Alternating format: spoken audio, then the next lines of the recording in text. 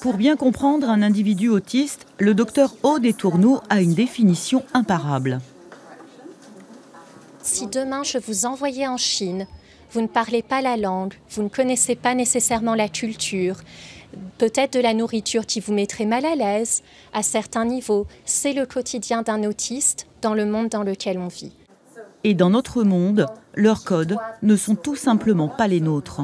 Il est possible de leur apprendre à s'adapter aux gens, à différents environnements dans lesquels ils vont devoir se retrouver.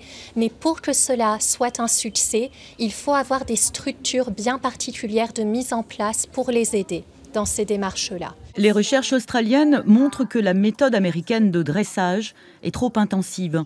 Il faut faire très attention avec ce genre de technique intensive qui parfois nécessite 40 à 70 heures de travail par semaine avec des enfants dans le quotidien. C'est très lourd pour les parents, lourd pour les enfants également. Nous utilisons également une technique américaine et anglaise, mais qui se focalise sur la science du comportement fonctionnel. Et là, ce sont des techniques beaucoup moins intensives qui vont donner des nouvelles techniques aux enfants pour pouvoir s'adapter à différentes situations, mais en restant simples et pas intensives. Surtout lorsque l'on sait que ces enfants extrêmement sensibles et émotifs sont souvent anxieux, voire paniqués devant des consignes qui les dépassent. Hélas, une majorité d'individus autistes vont être confrontés à des problèmes liés à l'anxiété et la dépression.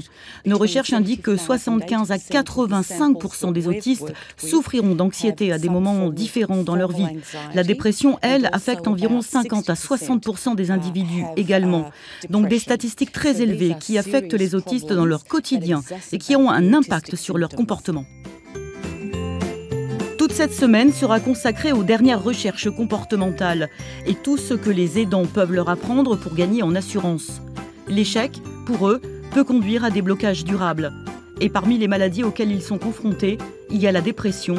C'est pourquoi tous les exercices de relaxation propres à les rassurer est essentiel.